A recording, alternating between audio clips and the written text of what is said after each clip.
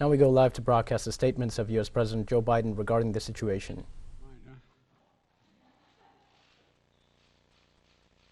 Now the big chunk of Ukraine. Last night, Putin authorized Russian forces to deploy into these regions. Today, he asserted that these regions are actually extend deeper than the two areas he recognized, claiming large areas currently under the jurisdiction of the Ukrainian government. He's setting up a rationale to take more territory by force, in my view. And if we listened to his speech last night, and many of you did, I know, he's setting up a rationale to go much further. This is the beginning of a Russian invasion of Ukraine, as he indicated and asked permission to be able to do from his Duma. So let's begin to, I'm going to begin to impose sanctions in response far beyond the steps we and our allies and partners implemented in 2014. And if Russia goes further with this invasion, we stand prepared to go further as with sanctions. Who in the Lord's name does Putin think gives him the right to declare new so-called countries on territory that belong to his neighbors? This is a flagrant violation of international law and it demands a firm response from the international community. Over the last few months, we've coordinated closely with our NATO allies and partners in Europe and around the world to prepare that response. We've said all along, and I've told Putin to his face more than a month ago, that we would act together. And the moment Russia moved against Ukraine, Russia has now undeniably moved against Ukraine by declaring these independent states. So today, I'm announcing the first tranche of sanctions to impose costs on Russia in response to their actions yesterday. These have been closely coordinated with our allies and partners and will continue to escalate sanctions if Russia escalates. We're implementing full blocking sanctions on two large Russian financial institutions, VEB and their military bank. We're implementing comprehensive sanctions on Russian sovereign debt. That means we've cut off Russia's government from Western financing. It can no longer raise money from the West and cannot trade in its new debt on our markets or European markets either. Starting tomorrow and continuing in the days ahead, we'll also impose sanctions on Russia's elites and their family members. They share in the corrupt gains of the Kremlin policies and should share in the pain as well. And because of Russia's actions, we've worked with Germany to ensure Nord Stream 2 will not, as I promised, will not move forward. As Russia contemplates its next move, we have our next move prepared as well. Russia will pay an even steeper price if it continues its aggression, including additional sanctions. The United States will continue to provide defensive assistance to Ukraine in the meantime, and will continue to reinforce and reassure our NATO allies.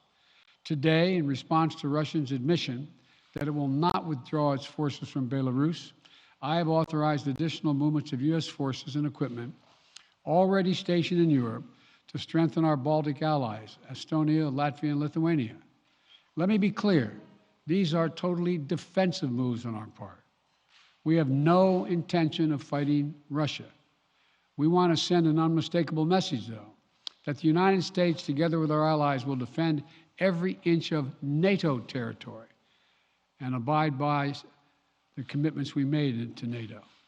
We still believe that Russia is poised to go much further in launching a massive military attack against Ukraine. Hope I'm wrong about that. Hope we're wrong about that. But Russia has only escalated its threat against the rest of Ukrainian territory, including major cities and including the capital city of Kyiv. There are still well over 150,000 Russian troops surrounding Ukraine. And as I said, Russian forces remain positioned in Belarus to attack Ukraine from the north, including warplanes and offensive missile systems.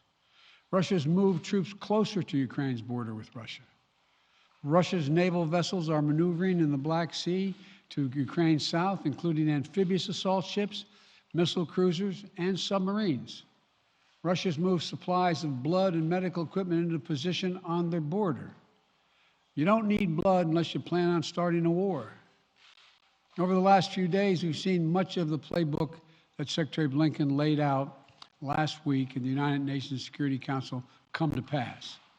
A major increase in military provocations and false flag events along the line of contact in the Donbass. Dramatically staged, conveniently on-camera meeting of Putin's Security Council to grandstand for the Russian public. And now, political provocation of recognizing sovereign Ukrainian territory as so-called independent republics in clear violation, again, of international law. President Putin has sought authorization from the Russian parliament to use military force outside of Russian territory. And this set the stage for further pretexts of further provocations by Russia to try to justify further military action. None of us should be fooled. None of us will be fooled. There is no justification. Further Russian assault in Ukraine remains a severe threat in the days ahead. And if Russia proceeds, it is Russia and Russia alone that bears the responsibility. As we respond, my administration is using every tool at our disposal to protect American businesses and consumers from rising prices at the pump. As I said last week, defending freedom will have cost for us as well and here at home. We need to be honest about that. But as we do this, I'm going to take robust action to make sure the pain of our sanctions is targeted at the Russian economy, not ours. We're closely monitoring energy supplies for any disruption. We're executing a plan in coordination with major oil-producing consumers and producers toward a collective investment to secure stability in global energy supplies. This will blunt gas prices. I want to limit the pain to the American people are feeling at the gas pump. This is critical to me. In the last few days, I've been in constant contact with European leaders, including with Ukrainian President Zelensky.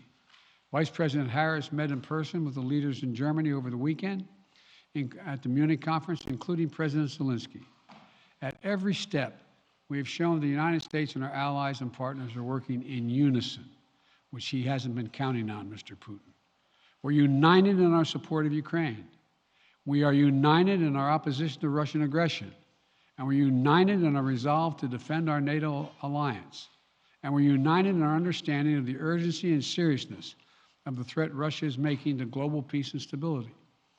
Yesterday, the world heard clearly the full extent of Vladimir Putin's twisted rewrite of history, going back more than a century, as he waxed eloquently, noting that, well, I'm not going to go into it, but nothing in Putin's lengthy remarks indicate any interest in pursuing real dialogue on European security in the year 2022.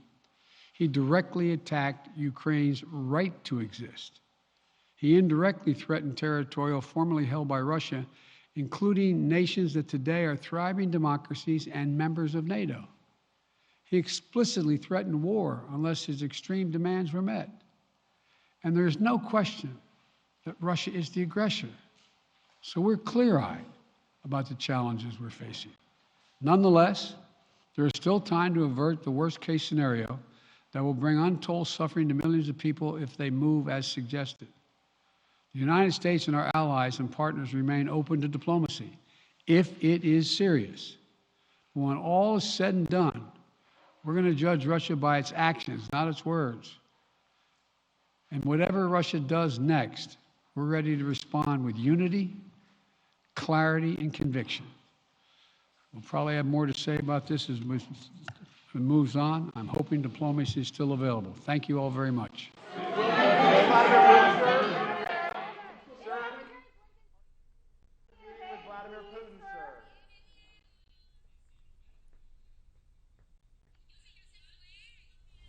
We were listening to the remarks of U.S. President Joe Biden regarding the Ukrainian crisis. Now, the U.S. President's speech comes after Vladimir Putin announced that Russia would move troops into eastern Ukraine following the Kremlin's recognition of the self-proclaimed republics in Lugansk and Donetsk. Biden is facing calls from Democrats and Republicans to enact harsh sanctions against Russia. He has repeatedly promised that Russia will suffer severe economic consequences if Putin gave the order to invade, and lawmakers have said now is the time to follow through on those threats. The White House is now describing Russia's actions in eastern Ukraine as an invasion after U.S. officials initially seemed hesitant to use that word yesterday. Also, these statements come after Vladimir Putin received permission from lawmakers to use force inside Russia. We're going to take a break now, but stay tuned for more news.